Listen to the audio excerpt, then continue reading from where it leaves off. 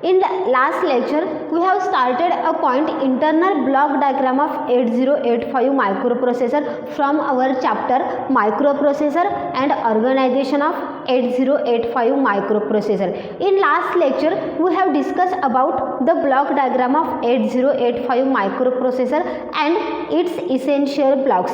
In these diagrams, there are 6 essential blocks in 8085. In these 6 essential blocks, we have discussed about the 2 blocks in last lecture, for example arithmetic and logic unit and registers. आता last लेक्चरला जे आपण internal block diagram start केलं होतं आणि त्याच्यातले essential blocks आपण start केले होते स्टडी करायला. त्याच्यामधले 2 इसेन्शियल ब्लॉक्स जे आहेत ते आपण स्टडी करून झालेले आहेत. फॉर एक्झाम्पल त्याच्यामधला पहिला इसेन्शियल ब्लॉक्स आपण पाहिला तो होता अरिथमॅटिक आणि लॉजिकल युनिट, की ज्याचा यूज करून आपण काय करू शकतो, अरिथमॅटिक आणि लॉजिकल ऑपरेशन्स परफॉर्म केले जातात, की जो किती बीट्स आहे, 8 बीट्स आहे आणि it is consist of adder, shifter and status register. ह्या आणि त्याच्यानंतर सेकंड वन इसेन्शियल ब्लॉक आपण सुरू केला होता तो होता registers. Meaning of register is what, it act as a place holder during program execution, it stores some type of data. हे आपण लास्ट लेक्चरला स्टडी केलं. त्याचसोबत 2 रजिस्टर्स आपण त्याच्यामध्ये स्टडी करून झालेले आहेत.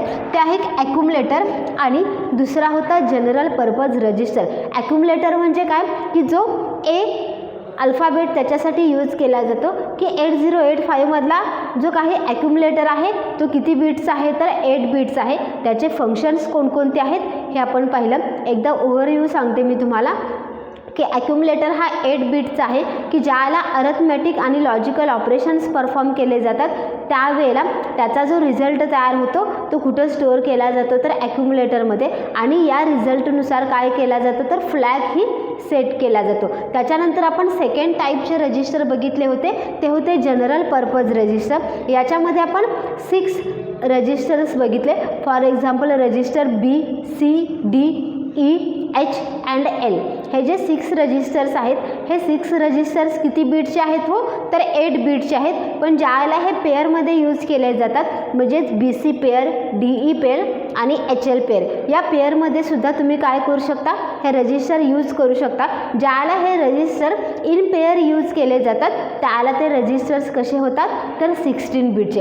आता थर्ड वन रजिस्टर जो आपण बघणार आहे तो आहे टेम्पररी रजिस्टर. आता टेम्पररी रजिस्टर त्याला काय म्हटलं जातं, तर टेम्प असं म्हटलं जातं, की जो किती बीट्स आहे, 8 बीट्स आहे.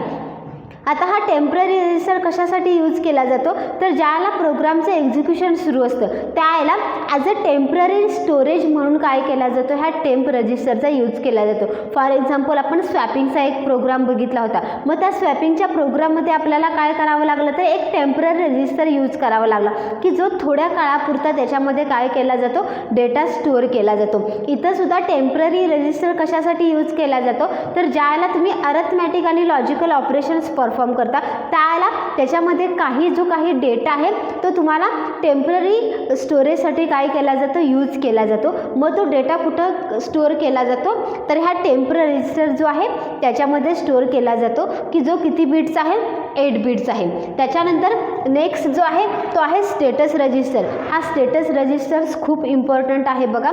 स्टेटस रजिस्टर म्हणजे काय, तर it act as a flip flop register. त्याला फ्लिप फ्लॉप सुद्धा म्हटलं जातं. आता फ्लिप फ्लॉप जे आहे ते आपण 11th स्टँडर्डमध्ये शिकलो होतो, की मिनिंग ऑफ फ्लिप फ्लॉप म्हणजे काय, तर फ्लिपचं मिनिंग जे आहे ते 0 आणि फ्लॉपचं मिनिंग 1 किंवा 1 0 या स्वरूपामध्ये याचं फंक्शन असतं. मग हे जे स्टेटस रजिस्टर्स आहेत ते कधी सेट केले जातात, तर ज्याला ॲक्युमुलेटरमधला कंटेंट जो आहे तो ॲक्युमुलेटरमधला कंटेंट हा फ्लॅगमध्ये सेट केला जातो. आणि त्याला कोणता फ्लॅग सेट झालेला आहे हे कशावरनं सांगितलं जातं, तर ह्या स्टेटस रजिस्टरवरनं. लक्षात घ्या, स्टेटस रजिस्टर म्हणजे काय, तर फ्लॅग्स आहेत, किंवा त्याला आपण काय म्हणू शकतो, फ्लिप फ्लॉप. फ्लिप फ्लॉप म्हणजे काय, तर त्याला फक्त एकतर 0 व्हॅल्यू असणार आहे किंवा त्याला 1 व्हॅल्यू असणार आहे. या दोन्हीपैकी एका स्टेजला तो काय असणार आहे, स्टेबल असणार आहे, म्हणून त्याला काय म्हटलं जातं तर बाय स्टेबल मल्टी व्हायब्रेटरसुद्धा फ्लिप फ्लॉपला म्हटलं जातं. मग हा स्टेटस रजिस्टर्स कधी सेट केला जातो तर ज्याला अर्थमॅटिक आणि लॉजिकल ऑपरेशन्स परफॉर्म केले जातात आणि त्याचा रिझल्ट तयार होतो. तो रिझल्ट कुठे स्टोअर केला जातो तर ॲक्युम्युलेटरमध्ये स्टोअर केला जातो आणि त्याच्यानुसार काय केले जातात तर हे फ्लॅग सेट केले जातात किंवा स्टेटस सेट केले जातात. मग हे फ्लॅग रजिस्टर जे आहेत तो फ्लॅग रजिस्टर 8 बिट्स आहे 8085 मध्ये आणि याच्यामध्ये 5 टाईपचे आपल्याला काय करायचे आहेत, फ्लॅग सेट करायचे आहेत. म्हणजे ज्यावेळेला तुम्ही हा बायनरी फॉर्मॅटमधला डेटा राईट डाऊन करता त्यावेळेला त्या डेटामध्ये त्याची पोझिशन काय आहे त्याच्यानुसार तिथं कोणता फ्लॅग सेट झालेला आहे किंवा रिसेट झालेला आहे. सेट म्हणजे व्हॅल्यू 1 असणार आहे आणि रिसेट म्हणजे व्हॅल्यू काय असणार आहे, 0 असणार आहे. मग त्यानुसार काय केले जातील ते फ्लॅग तुम्हाला त्यावेळेला सेट करावे लागतील. ते फ्लॅग कोणकोणते असणार आहे तर साईन फ्लॅग असणार आहे, 0 फ्लॅग असणार आहे, कॅरी फ्लॅग असणार आहे, ऑक्झिलरी कॅरी फ्लॅग असणार आहे आणि पार्टी फ्लॅग. हे जे 5 फ्लॅग्स आहेत ते त्या पोझिशननुसार काय केले जातात, सेट केले जातात किंवा रिसेट केले जातात. त्यालाच काय म्हटलं जातं तर स्टेटस रजिस्टर म्हटलं जातं की जो किती बिट्स आहे, 8 बिट्स आहे. आता नेक्स्ट वन इम्पॉर्टंट जो आहे रजिस्टर तो आहे प्रोग्राम काउंटर की जो किती बिट्स आहे, 16 बिट्सचा. आता प्रोग्राम काउंटर म्हणजे काय लक्षात घ्या, इथं तुम्हाला हा काउंटर हा वर्ड यूज करण्यात आला आहे. काउंटर म्हणजे काय होते तिथं काउंटिंग केलं जातं. आता प्रोग्राम काउंटर म्हणजे इथं काय केलं जातं तर जे काही तुम्ही इन्स्ट्रक्शन्स मायक्रो प्रोसेसरला देताय त्याचं काउंटिंग केलं जातं, त्याला काय म्हटलं जातं प्रोग्राम काउंटर. हा प्रोग्राम काउंटर जो आहे तो किती बिट्स आहेत, 16 बिट्स आहे. मग याच्यामध्ये काय स्टोअर केलं जातं तर मेमरी ॲड्रेस स्टोअर केला जातो. म्हणजे ज्यावेळेला तुम्ही मायक्रो प्रोसेसरला एखादी इन्स्ट्रक्शन देता त्याला ती इन्स्ट्रक्शन मेमरीमध्ये कुठं स्टोअर झालेली आहे त्याचा ॲड्रेस कुठं स्टोअर केला जातो तर ह्या प्रोग्राम काउंटरमध्ये. मग हा प्रोग्राम काउंटर जो आहे तो 16 बिट्स आहे आणि त्याच्यामध्ये मेमरी ॲड्रेस स्टोअर केला जातो आणि हा प्रोग्राम काउंटर हा ॲटोमॅटिकली इन्क्रीमेंट होतो बाय 1. लक्षात घ्या, +1 हा ॲटोमॅटिकली इन्क्रीमेंट होतो. ज्या पद्धतीनं तुम्ही नेक्स्ट इन्स्ट्रक्शन मायक्रो प्रोसेसरला देणार आहे त्या पद्धतीनं काय केलं जाणार आहे, प्रोग्राम काउंटर हा 1ने इन्क्रीमेंट केला जाणार आहे. म्हणजे जर माझा पहिला प्रोग्राम काउंटर हा 001ला सेट असणार आहे आणि त्याला मी जर इन्स्ट्रक्शन दिले MVI, ह्या इन्स्ट्रक्शन्स आपण नंतर बघणार आहोत की MVIचं मिनिंग काय आहे. पण इथं फॉर एक्झाम्पल मी तुम्हाला सांगते, माझा प्रोग्राम काउंटर जर 001ला सेट असेल आणि मी त्यावेळेला इन्स्ट्रक्शन दिली असेल MVI, त्याच्यानंतर मी सेकंड इन्स्ट्रक्शन दिली LXI, त्यावेळेला ॲटोमॅटिकली माझा प्रोग्राम काउंटर कितीने वाढणार आहे तर 2ने वाढणार आहे. म्हणजे थोडक्यात काय तर ज्या तुम्ही इन्स्ट्रक्शन्स कम्प्युटरला देतात त्या वेळेला काय केला जातो, तुमचा प्रोग्राम काउंटर हा 1नं वाढवला जातो. प्रोग्राम काउंटर म्हणजे काय तर ती इन्स्ट्रक्शन जी आहे ती मेमरीमध्ये कुठं स्टोअर झालेली आहे तिचा ॲड्रेस म्हणजे काय असतो, हा प्रोग्राम काउंटर असतो की जो किती बिटचा आहे, 16 बिटचा. आणि लास्ट रजिस्टर जो आहे तो आहे स्टॅक पॉइंटर. आता स्टॅक पॉइंटर आणि प्रोग्राम काउंटर हे थोडंसं एकमेकांशी फॅमिलियर आहे किंवा थोडे एकमेकांशी कनेक्टेड आहे. आता स्टॅक पॉइंटर म्हणजे काय बघा, स्टॅक म्हणजे थोडक्यात इथं लक्षात घ्यायचं आहे की तुम्हाला कंटेनर आहे. ओके, आता स्टॅक पॉइंटर हा कधी इन्क्रीमेंट होतो बघा. आता ह्या कंटेनरमध्ये काय केलं जातं तर या पद्धतीचे ब्लॉक्स केले जातात. आता हे ब्लॉक्स किती असतील हे आपण इथं मेन्शन करू शकणार नाही, पण इथं मी टेंटेटिव्ह ब्लॉक्स काढलेले आहेत. आता ह्या ब्लॉक्सचा प्रत्येकाचा काय असतो, ॲड्रेस असतो. फॉर एक्झाम्पल स्टार्टिंग ॲड्रेस जर 001 असेल, त्याच्यानंतर 002, 003, 004, हे जे हा जो ॲड्रेस आहे तो 4 बिटमध्ये लिहिला जातो. कारण कसे आहेत, हे मेमरीशी रिलेटेड ॲड्रेस आहेत, त्यामुळं हे आपल्याला कसे लिहावे लागणार आहेत तर या पद्धतीनं लिहावे लागणार आहेत. आता स्टॅक म्हणजे काय आहे तर थोडक्यात एक कंटेनर आहे. मग ज्याला तुम्ही एखादी इन्स्ट्रक्शन मायक्रो प्रोसेसरला देता त्याला ती इन्स्ट्रक्शन्स कुठं एंटर केली जाते तर ह्या स्टॅकमध्ये एंटर केली जाते. बघा, मायक्रो प्रोसेसरला ज्याला तुम्ही एखादी इन्स्ट्रक्शन देता त्याला त्याच्यासाठी काय केला जातो तर एक स्टॅक तयार केला जातो आणि त्या स्टॅकमध्ये ही इन्स्ट्रक्शन काय केली जाते, ॲड केली जाते. आता हा स्टॅक ज्याला डिझाईन केला जातो त्याला त्याच्या सगळ्यात टॉपमोस्ट जो ॲड्रेस आहे तो कसा आहे, मिनिमम आहे, आणि सगळ्यात लास्टचा जो ॲड्रेस आहे तो कसा असतो, मॅक्झिमम असतो. किंवा आपण एखादं कंटेनर जरी बघितलं ना, किंवा आपल्याकडे एखादा डबा आहे असं आपण कन्सिडर केलं ॲज अ स्टॅक म्हणून. मग ज्याला ह्या डब्यामध्ये आपण एक एक ॲटम ॲड करतो त्याला तो ॲटम कुठं जातो, तर सगळ्यात त्याच्या बॉटमला जाऊन बसतो. ज्याला हा डबा रिकामा आहे आणि त्या डब्यामध्ये तुम्ही एखादा ॲटम ॲड केला तर तो सगळ्यात वरती राहणार आहे का टॉप मोस्टला, नाही राहणार. तर तो ॲटम कुठं जाणार आहे, सगळ्यात बॉटमला जाणार आहे. म्हणजे ज्याला ह्या स्टॅकमध्ये तुम्ही इन्स्ट्रक्शन ॲड करता किंवा मायक्रो प्रोसेसरला ज्याला एक एक इन्स्ट्रक्शन देता त्याला सगळ्यात पहिल्यांदा दिली जाणारी इन्स्ट्रक्शन कुठं जाणार आहे, बॉटमला जाणार आहे. आणि सगळ्यात शेवटी ज्याला तुम्ही इन्स्ट्रक्शन त्याला देता त्याला ती इन्स्ट्रक्शन्स कुठं जाणार आहे, त्याच्या टॉप मोस्टला जाणार आहे. म्हणजे तिथं काय होतं, तर फर्स्ट इन लास्ट असं होतं. पहिली इन्स्ट्रक्शन सगळ्यात लास्ट जाते आणि टॉपला कोणती इन्स्ट्रक्शन राहणार आहे, तर लास्टला जी तुम्ही इन्स्ट्रक्शन ॲड करणार आहात ती इन्स्ट्रक्शन सगळ्यात कुठं राहणार आहे, वरती टॉप मोस्टला राहणार आहे. मग ह्या स्टॅकवरती दोन ऑपरेशन्स केले जातात, एक आहे पॉप आणि एक आहे पुश.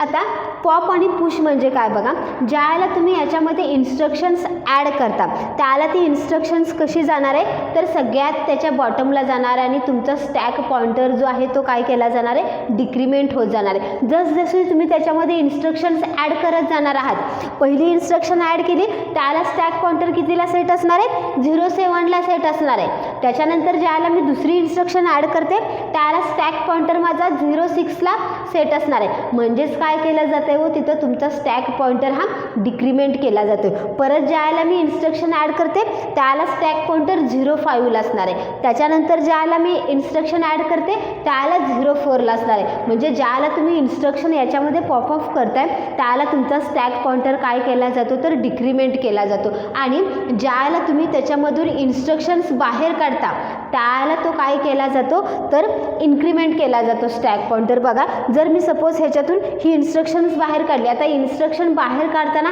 कशा इन्स्ट्रक्शन बाहेर काढल्या जातात, तर जी टॉपला इन्स्ट्रक्शन आहे ती पहिल्यांदा बाहेर काढली जाते, त्याच्यानंतर त्याच्या खालची. मग ज्या पद्धतीनं तुम्ही इन्स्ट्रक्शन ॲड करताय त्या पद्धतीने इथे इन्स्ट्रक्शन्स बाहेर काढल्या जात नाही, कारण पहिल्यांदा ॲड केलेली इन्स्ट्रक्शन कुठं जाणार आहे, सगळ्यात शेवटी जाणार आहे आणि लास्टला ॲड केलेली इन्स्ट्रक्शन सगळ्यात टॉप मोस्ट राहणार आहे. मग ज्याला तुम्ही ह्याच्यातून इन्स्ट्रक्शन पुश करताय किंवा पॉप करताय म्हणजे त्याच्यातून काढून टाकताय, आणि पुश करणं म्हणजे काय करणं, तर त्याच्यामध्ये इन्स्ट्रक्शन्स काय करणं, ॲड करणं.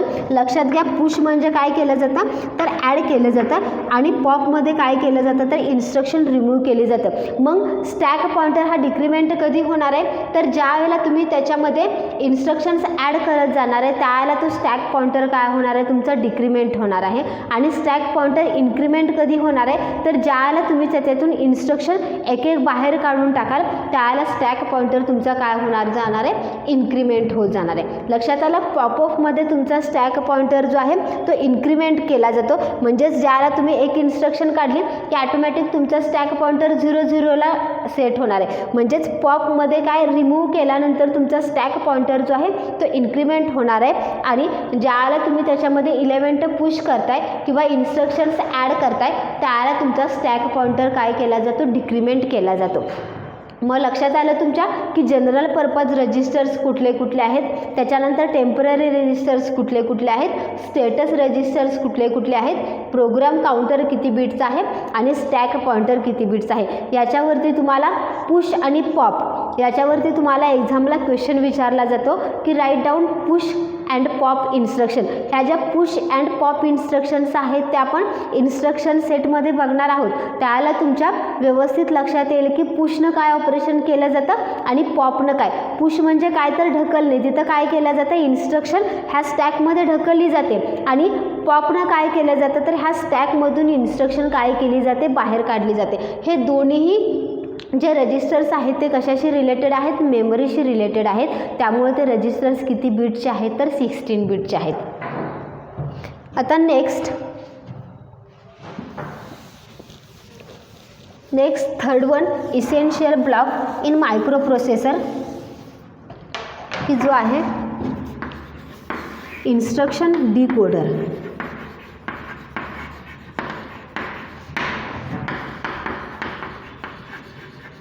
की जो 16 बिट्स आहे.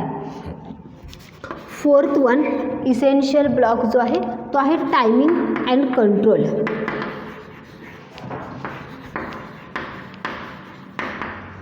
and fifth one is interrupt signal.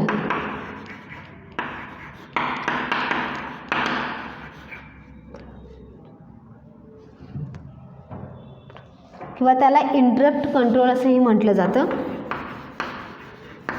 आणि 6 जो इसेन्शियल ब्लॉक आहे तो आहे 3 टाइप्स ऑफ बसेस.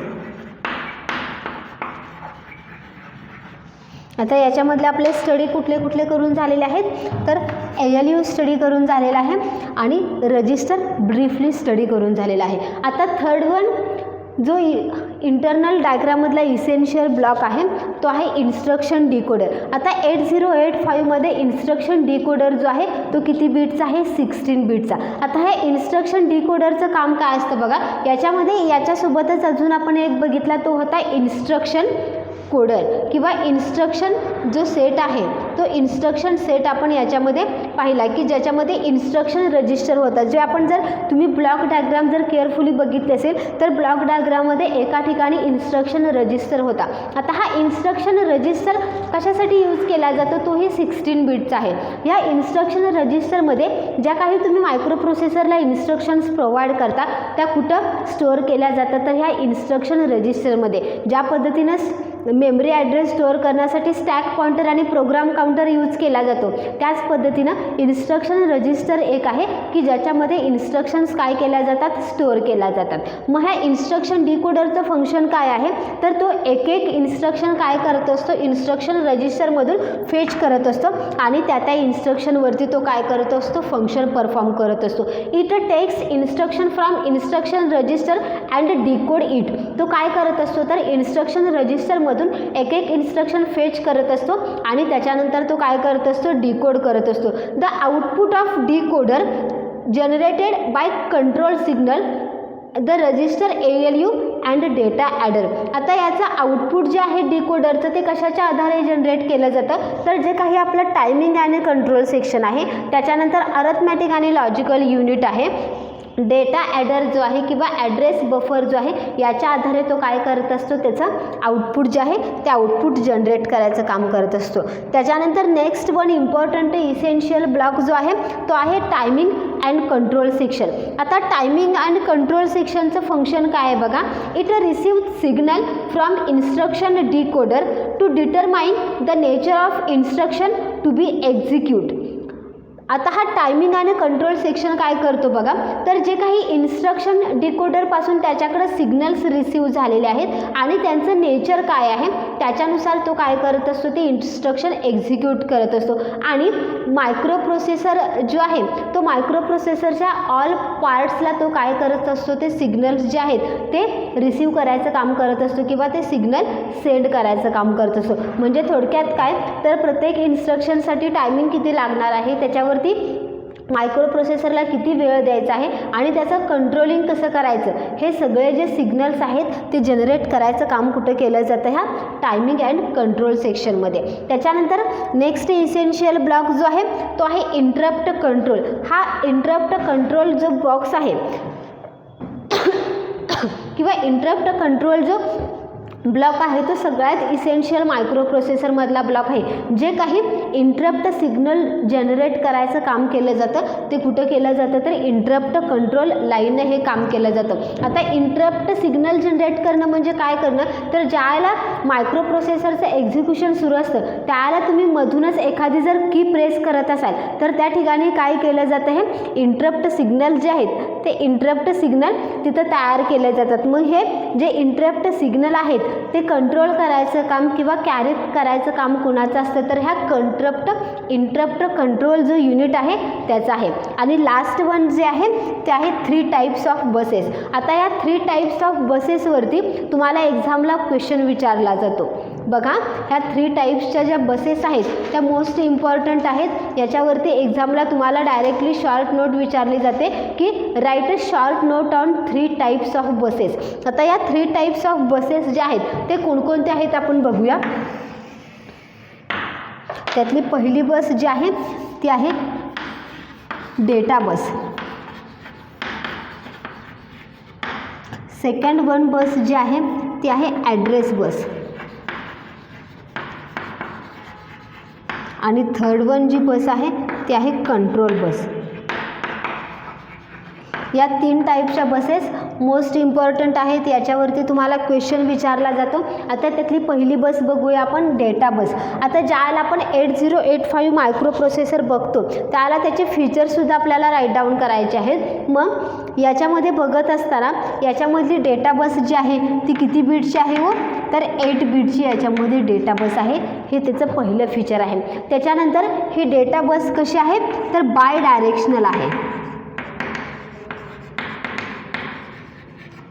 बघा याचे फीचर्स याचे खूप इझी आहेत, तुम्हाला लक्षात ठेवायला सुद्धा खूप सिंपल आहेत की ज्याला आपण ही डेटा बस बघतो त्याला ही डेटा बस कशी असते तर ही 8 बीटची असते. 8085 मायक्रो प्रोसेसर ज्याला स्टडी करतो त्याला त्याच्यामधली डेटा बस ही 8 बीटची आहे. आणि ही डेटा बस कशी आहे तर bidirectional, use to transfer data from microprocessor to other input output devices. ही जी बाय डायरेक्शनल डेटा बस आहे ती कशासाठी यूज केली जाते तर जो काही डेटा ट्रान्सफर केला जातो मायक्रो प्रोसेसरकडून, जे काही आपण इनपुट आउटपुट डिव्हायसेस आहेत यांच्यामार्फत जो डेटा ट्रान्सफर केला जातो तो कुणामार्फत ट्रान्सफर केला जातो तर ह्या डेटा बसमार्फत. त्याच्यानंतर सेकंड वन इम्पॉर्टंट बस कोणती आहे तर ॲड्रेस बस. ॲड्रेस बस जी आहे ती किती बीटची आहे हो 16 बीटची, की जी कशी आहे युनिडायरेक्शनल. लक्षात घ्या ॲड्रेस बस आणि डेटा बसमधला फरक काय आहे तर डेटा बस ही 8 बीटची आहे आणि ॲड्रेस बस किती बीटची आहे 16 बीटची आहे. आता ॲड्रेस बस ही 16 बीटची आहे.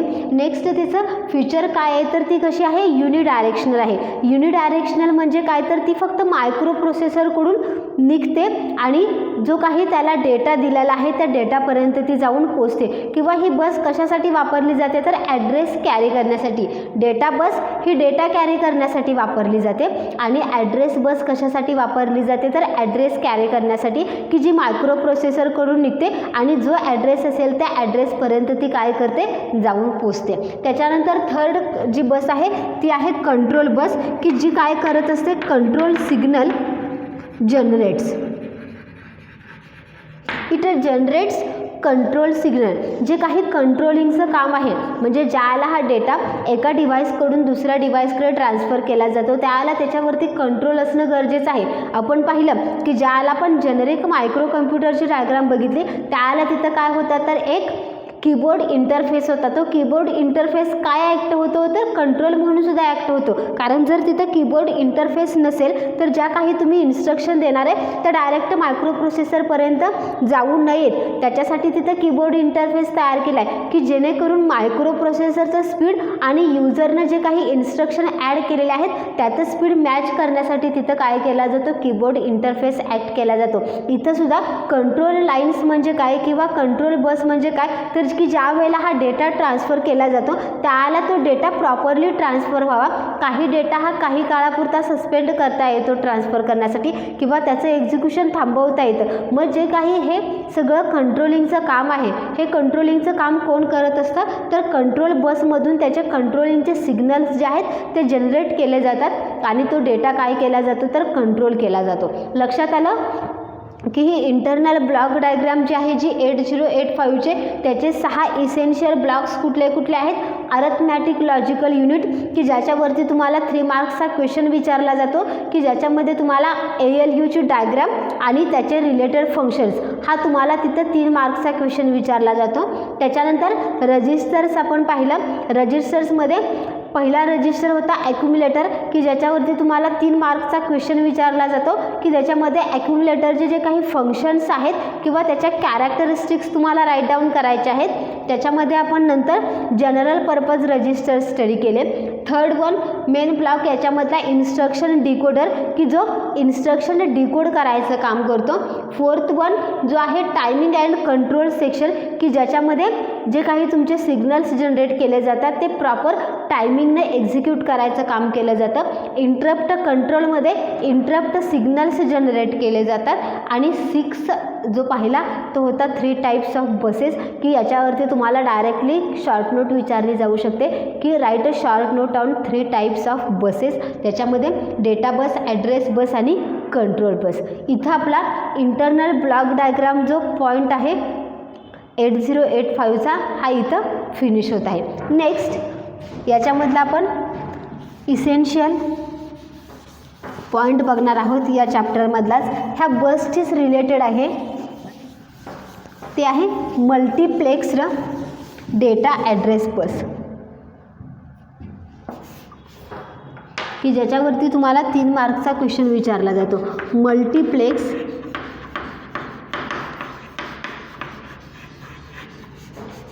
Address data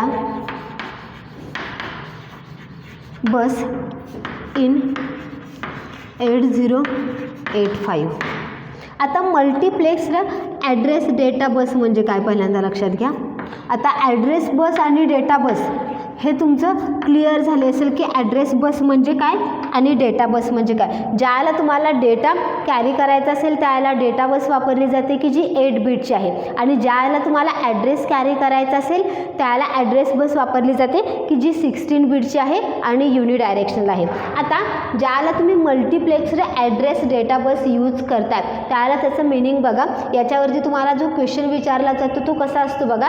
explain multiplex address data bus in 8085. आता याचा ॲन्सर लिहिताना तुम्हाला कोणकोणत्या गोष्टी मेन्शन करणं गरजेचं आहे.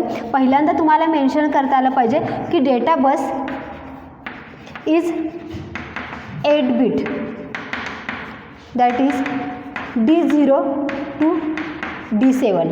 आता D0 to D7 म्हणजे काय, तर ही डेटा बस जी आहे ती 8 बिटची आहे. म्हणजेच इथं काय केले जातात तर ते बसचे 8 पार्ट्स केले जातात आणि त्याला नंबरिंग कुठून केलं जातं तर D0 to D7. आता याच्यामधला लिस्ट सिग्निफिकंट बीट कोणता आहे तर D0 आणि मोस्ट सिग्निफिकंट बीट म्हणजे काय आहे D7.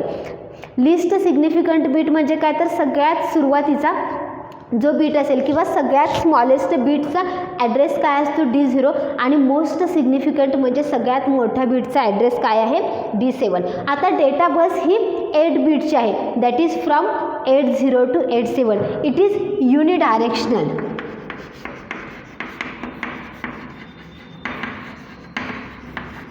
Sorry, it is by directional.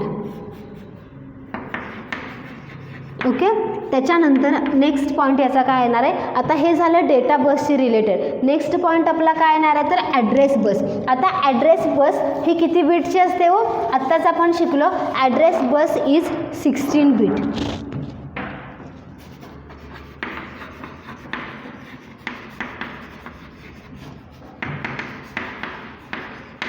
That is A0 to A50. आता ही ॲड्रेस बस आपण डिवाइड केली A0 to A50. आता ही ॲड्रेस बस कशी असते तर युनिडायरेक्शनल.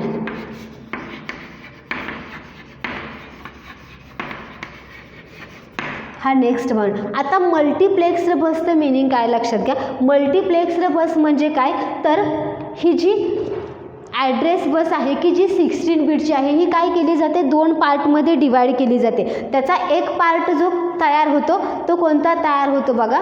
ही जी ॲड्रेस बस आहे किती बीटची आहे 16 बीटची, म्हणजेच A0 to A50. आता ही ॲड्रेस बस कशी डिवाइड केली जाते बघा. AD0 to AD7 ही एक आणि AD7 to AD50 अशी ही ॲड्रेस बस काय केली जाते डिवाइड केली जाते ड्युअल पर्पजसाठी. आता ही ज्याला ॲड्रेस बस डिवाइड केली जाते त्याच्यामध्ये हे AD0 to AD7 जे सिग्नल्स आहेत किंवा हे जे काही बीट्स आहेत हे ड्युअल पर्पजसाठी वापरले जातात. म्हणजेच हे डेटा कॅरीसाठी सुद्धा वापरले जातात आणि ॲड्रेस कॅरीसाठी सुद्धा वापरले जातात. म्हणून त्याला काय म्हटलेलं आहे मल्टिप्लेक्स्ड डेटा ॲड्रेस बस. बघा मल्टिप्लेक्स्ड डेटा ॲड्रेस बसचं मिनिंग खूप इझी आहे. एकदा का तुम्हाला जर डेटा बसचं मिनिंग माहीत असेल आणि त्याचं फंक्शन काय आहे हे समजलं तर मल्टिप्लेक्स्ड बस जास्त अवघड नाही आहे. ज्याला तुम्ही ॲड्रेस बस वापरता की जी 16 बिट आहे ती काय केली जाते, 2 पार्टमध्ये डिवाइड केली जाते. म्हणजे पहिला पार्ट काय तयार होणार आहे तुमचा A0 to A7 हा पार्ट तयार होणार आहे आणि दुसरा पार्ट काय तयार होणार आहे A8 to A50. मग त्याच्यामधला पहिला लिस्ट सिग्निफिकंट बीट जो आहे की जो A0 to A7 आहे तो काय केला जातो तर ड्युएल पर्पजसाठी वापरला जातो. म्हणजे त्याचा उपयोग डेटासाठी सुद्धा केला जातो आणि ॲड्रेससाठी. नॉर्मली जर आपण पाहिलं ॲड्रेस बस तर ॲड्रेस बसचा पर्पज फक्त ॲड्रेस कॅरी करणं आहे आणि ती युनिडायरेक्शनल आहे. पण इथं ॲड्रेस बस काय केली जाते ड्युएल पर्पजसाठी वापरली जाते. म्हणजेच इथं काय केलं जातं तर 2 in 1 फंक्शन परफॉर्म केलं जातं. म्हणून त्याला काय म्हटलेलं आहे मल्टिप्लेक्स्ड बस. लक्षात आलं की मल्टिप्लेक्स्ड बस म्हणजे काय तर ॲड्रेस बस जे आहे ते ॲड्रेस बसचे लिस्ट सिग्निफिकंट बीट म्हणजेच AD0 to AD7 बीट काय केले जातात तर डेटा कॅरीसाठी सुद्धा वापरले जातात आणि ॲड्रेस कॅरीसाठी सुद्धा वापरले जातात. म्हणून त्याला काय म्हटलेलं आहे तर मल्टिप्लेक्स्ड बस म्हटलेलं आहे. म्हणजे जिथं आपण 2 in 1 म्हटलं जातं. मग काही ठिकाणी ज्याला एखाद्या इन्स्ट्रक्शनमध्ये फक्त डेटा कॅरी करायचा असेल त्याला ही AD0 to AD7 जी बस आहे ती ॲज अ डेटा बस म्हणून वापरली जाईल. काही इन्स्ट्रक्शनमध्ये जर ॲड्रेस कॅरी करायचा असेल तर याच बसचा यूज करून काय केला जाईल ॲड्रेस कॅरी केला जाईल. लक्षात आलं तुमच्या की मल्टिप्लेक्स्ड ॲड्रेस आणि डेटा बसचं मिनिंग काय आहे. आजचं लेक्चर जे आहे ते आजचं लेक्चर आपण इथंच स्टॉप करूया. आजच्या लेक्चरमध्ये आपण इंटरनल ब्लॉक डायग्रामशी रिलेटेड जे काही त्याचे इसेन्शियल ब्लॉक होते ते स्टडी केले. त्याचसोबत आपण 3 टाईप्सच्या ज्या बसेस आहेत त्या स्टडी केला आणि लास्ट पॉईंट आपण काय पाहिला तर मल्टिप्लेक्स्ड ॲड्रेस बस जी आहे ती मल्टिप्लेक्स्ड ॲड्रेस बस म्हणजे काय हा लास्टचा पॉईंट आज आपण स्टडी केला. आजचं लेक्चर जे आहे ते आपण इथंच स्टॉप करूया. Goodbye, have a nice day.